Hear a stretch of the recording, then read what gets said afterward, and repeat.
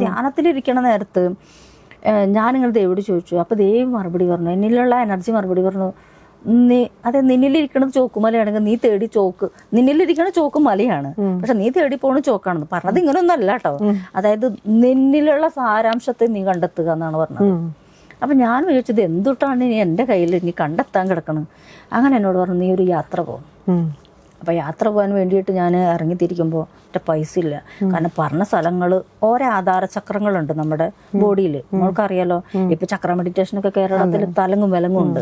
അപ്പം ആധാര ഞാനൊരു മാഷയുടെ അടുത്തുനിന്ന് പഠിച്ചിട്ടല്ല കേട്ടോ ഒന്നും ആർക്കും കൊടുക്കണത്. ഞാൻ പഠിച്ചതെല്ലാം സ്വയം പഠിച്ചുള്ളതാണ്. സോപ്പിൻ്റെ അതിൻ്റെ എന്താ പറയുക ഇത് പഠിച്ചിട്ടുണ്ട്. അതായത് ഒരു ഫോർമുല ഉണ്ടാവുമല്ലോ, സോപ്പും ഷാമ്പും ഒക്കെ ഫോർമുല ഞാൻ പോയി പഠിച്ചിട്ടുണ്ട് ലാബിൽ. അല്ലാതെ ഞാൻ ചെയ്യണ സാധനങ്ങളൊന്നും ചില ആൾക്കാരുണ്ട് 100 ഗുരുക്കന്മാരുടെ അടുത്ത് പോയി പഠിച്ചിട്ട് ഇതെല്ലാം കൂടി ഒന്നാക്കിയിട്ട് മറ്റുള്ളവർക്ക് പഠിപ്പിക്കുന്ന ഒരു സമ്പ്രദായം. ഞാനത് ചെയ്യില്ല. എനിക്ക് കിട്ടിയതാണ് ഞാൻ ചെയ്യുക. അത് ഞാൻ അനുഭവിച്ചതാണ്. അപ്പൊ എനിക്കത് കറക്റ്റായിട്ട് പറഞ്ഞു കൊടുക്കാൻ പറ്റും. ഞാൻ ഇന്നതാണ് പഠിച്ചത്, എനിക്ക് നിങ്ങൾക്ക് ഇന്നത് തരാൻ പറ്റുന്നത് എനിക്ക് പറഞ്ഞു കൊടുക്കാൻ കഴിയും.